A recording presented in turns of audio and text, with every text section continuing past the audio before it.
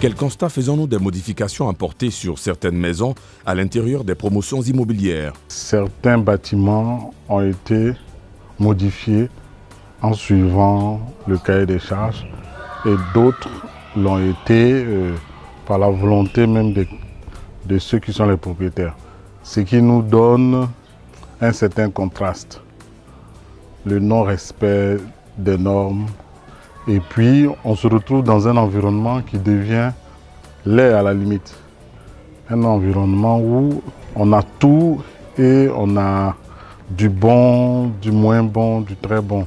Qu'est-ce qu'un cahier de charges et quel est son rôle? Un cahier de charges, c'est un document qui est écrit et qui est soumis à des personnes qui ont en commun un bien. Donc ce cahier de charges, c'est un document dans lequel on va consigner plusieurs éléments relativement à une copropriété.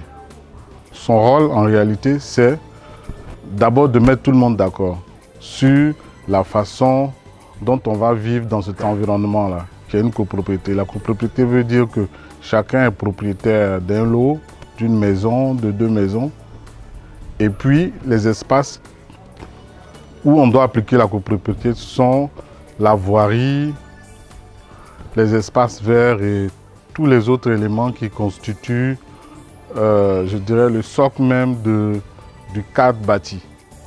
Les éléments qui n'appartiennent pas à une seule personne mais qui appartiennent à tout le monde. Permettent à chacun d'abord d'être d'accord sur un certain nombre de mesures. Et ces mesures doivent s'appliquer à tout le monde en même temps. Voilà un peu le rôle d'un cahier des charges. À qui revient l'initiative et quelles sont ses grandes lignes? C'est le promoteur qui a une vision de sa cité. C'est lui qui dit « je voudrais que dans cette cité, on ne dépasse pas telle hauteur, qu'on ne fasse pas tel type de modification ». Donc c'est la vision du promoteur qui est transcrite dans le cahier des charges. Mais cette vision, il faut ajouter aussi des normes techniques qui sont des normes usuelles qui sont utilisées. Donc c'est à l'initiative du promoteur.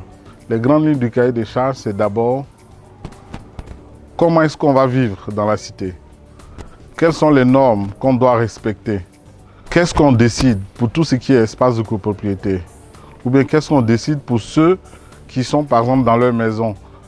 Est-ce qu'on va favoriser la seule fonction d'habitation ou on peut adjoindre une autre fonction qui est la fonction commerciale? Est-ce qu'on peut transformer sa maison en boutique? Est-ce qu'on peut, par exemple, utiliser la voie pour jouer au football, pour faire ceci, cela? Donc, c'est un peu cet élément-là qui est partagé à tous les copropriétaires. Et ils doivent s'y soumettre. Que faut-il faire pour amener les propriétaires de maisons et les locataires dans les cités à se conformer au cahier de charges? C'est le syndic qui se constitue de façon officielle, qui est reconnu de tous.